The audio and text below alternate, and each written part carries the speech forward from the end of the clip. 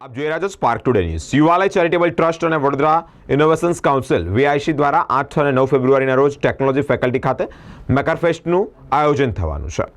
મેકરફેસ્ટ વડોદરાની 7મી આવૃત્તિ 8મી અને 9મી ફેબ્રુઆરીના રોજ MSU the Maharaja Sayajirao university faculty of technology and engineering ખાતે યોજાશે. યુવાલય ચેરિટેબલ ટ્રસ્ટ વડોદરાના ઇનોવેશન્સ કાઉન્સિલ દ્વારા આયોજિત અને મુટવાની જાડેજા ફાઉન્ડેશનની પ્રેરણાથી આ ઇવેન્ટ ઇનોવેટ સર્જકો અને સ્વપ્ન દ્રષ્ટાઓ માટે એક અગ્રણી પ્લેટફોર્મ બની રહેશે. આ ફેસ્ટમાં 1500 ઇનોવેટર્સ, 360 પ્રોજેક્ટ્સ અને 47,000થી વધુ મુલાકાતીઓ એક સાથે આવ્યા છે. ગ્રાસરૂટ ઇનોવેશન્સ અને સહયોગને પ્રોત્સાહન પણ મળશે. પત્રકાર પરિષદ યોજવામાં આવી, જેમાં ST પટેલ માહિતી આપી છે. આશીષ ભાવસાર, સુરેશ પુરોહિત, સ્મિત ભાનુશાલી વિશેષ માહિતી આપી છે. થોડી ઘણી નાની સ્ટોરી તમને કહું એ બાબતે. સો અમે જ્યારે ભણતા હોઈએ ત્યારે એજ્યુકેશનનું તમને ખ્યાલ હોય કે થિયરી બાજુ વધારે પ્રેરિત કરતા હોય છે કે આવી રીતના અમે આવી રીતના ભણો, અથવા તો પ્રેક્ટિકલ લાઈફ જ્યારે જોતા હોઈએ બહાર માર્કેટની અંદર ત્યારે કંઈ એટલું બધું ખાસ કરવાનું હોતું નથી, અથવા તો ખબર નથી હોતી. તો આ રીતના ઘણી બધી મેકર સ્પેસ કરીને અને બધી અલગ અલગ લેબ ચાલુ થઈ હતી અમદાવાદમાં. નહીં બીજું મેકર ફેસ્ટ 2014માં ચાલુ થયો હતો અમદાવાદમાં. તો ત્યારે હું ગયો હતો એઝ અ વોલેન્ટિયર તરીકે. ત્યાં હું વોલેન્ટિયરિંગ કર્યું હતું. ત્યાં જોયું કે દેશના અલગ અલગ જગ્યાથી અને વિદેશથી ઘણા બધા એવા મેકર્સ, ઇનોવેટર્સ આવ્યા હતા, જેના લીધે ત્યાં નવા નવા ઇનોવેશન બતાવતા હતા.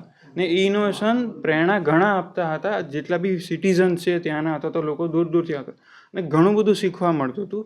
એના લીધે ધીમે ધીમે મને સિલેક્શન થયું હતું એક Motwani Jadeja family ફાઉન્ડેશનમાંથી RC fellowship. હું પોતે 2 વખત US જઈ આવ્યો છું એ ફેલોશિપમાં. અને ત્યાં મેકર ફેર કરીને એક પ્રોગ્રામ થતો હોય છે. તો ત્યાં બી મેં ઘણું બધું જોયું કે કેવી રીતના ત્યાંના કલ્ચર શું છે, શું હોય છે. એ અહીંયા આવીને પછી ઇમ્પ્લિમેન્ટ કર્યું કે 2019ની અંદર કેવી રીતના સારી રીતના પ્રેઝન્ટ કરાવીએ ને લોકોને સારી રીતના પોઝિશનમાં લાવીએ, જેનાથી એ લોકો નવા નવા ઇનોવેશન કરતા રહે. અને વિઝિટર જ્યારે જોવા આવે તો એ ઘણી બધી પ્રેરણા લે. તો બીજી વખતે એ એક વન ડે આપણું આ સમાજ છે, જે રીતના સમાજમાં આપણે એકબીજાને હેલ્પ કરતા હોય છે, એવી રીતના આવી એક ટાઈપની હેલ્પ છે કે એકબીજાને નવા નવા ઇનોવેશન બાજુ પ્રેરિત કરીએ અને લોકો નવા નવા ઇનોવેશન કરી શકે. ક્રિએટિવ લોકોને આપણે એક આઝાદી આપી શકીએ કે તમે કંઈક કરી શકો છો આ બાબતે. આપણો પરિચય? મારું નામ સ્મિત ભાનુશાલી છે અને હું મેકર ફેસ્ટ ઓર્ગેનાઇઝ કરું. યુવાલય અને VIC સાથે રહીને આ એક મેકર ફેસ્ટ વડોદરા 2025નું આયોજન કરવામાં આવ્યું છે. આની પાછળનો જે આશય છે એ બહુ ક્લિયર છે કે ઇનોવેશન બહુ મહત્ત્વનું છે અને ઇનોવેશનને એન્કરેજમેન્ટ મળે, અને દરેક ક્ષેત્રની અંદર ઇનોવેશન થઈ શકે છે. અને એના થકી ઘણી બધી વસ્તુ, કોઈ પ્રોબ્લેમ સોલ્વ થઈ શકતા હોય છે, ઘણી વસ્તુઓ સસ્તી થતી હોય છે, અને એના થકી જ આ રીતના આપણી પ્રગતિ થઈ શકે. આપણે અમેરિકાનો દાખલો લઈએ તો હંમેશા જોઈએ છીએ કે ઇનોવેટિવ કંપની છે, એના લીધે જ એ દેશ આખો આગળ છે. આપણે એક્ઝામ્પલ ગૂગલ કે માઇક્રોસોફ્ટ કે એમેઝોનની વાત કરીએ તો they are innovation base companies. એટલે અહીંયા પણ મારી એવી ઈચ્છા છે કે આ દેશમાં જે કંઈ અમારાથી થોડો ઘણો પ્રયત્ન થતો હોય, એક ઇનોવેશનનું એક મહત્ત્વ વધે, એ દ્રષ્ટિએ અમે આ ઇવેન્ટ આ જાતનો ઓર્ગેનાઇઝ કરતા હોઈએ છીએ.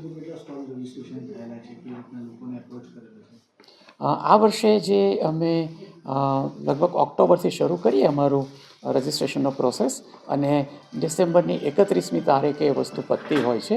અને એ દરમિયાન અમારી પાસે લગભગ 500 જેવી રજિસ્ટ્રેશન્સ એપ્લિકેશન્સ આવી હતી.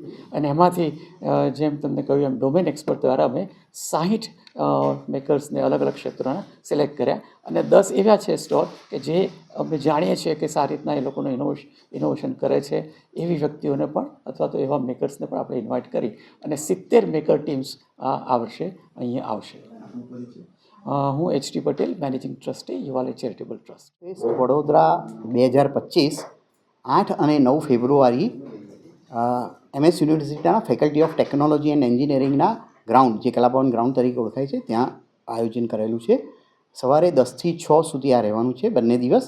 અને બધા જ સિટીઝનને અમે ઇન્વાઇટ કરીએ છીએ કે તમે લોકો આવો, બધા અમારા જે મેકર્સ છે, ઇનોવેટર્સ છે, એમની સાથે વાત કરો, એમને જરૂર પડે તો એમને મોટિવેટ કરો, એમને સજેશન આપો, એમને તમારાથી જે હેલ્પ થઈ શકે તે કરો. અને જો તમારામાંથી કોઈક એવું હોય કે જે એનાથી ઇન્સ્પાયર કે મોટિવેટ થઈ શકતું હોય અને એ પણ કંઈક નેક્સ્ટ યર કશું આવું સારું નવું ઇનોવેશન લઈને આવે, તો એમને પણ આપણે ઇન્સ્પાયર કે મોટિવેટ કરીએ. હા, તો આપણે આ જે છે તે ઓપન ઇવેન્ટ છે, અને એની અંદર અધર દેન કોમર્શિયલ એન્ટ્રીઝ આપણે બધાને ઇન્વાઇટ કરીએ છીએ.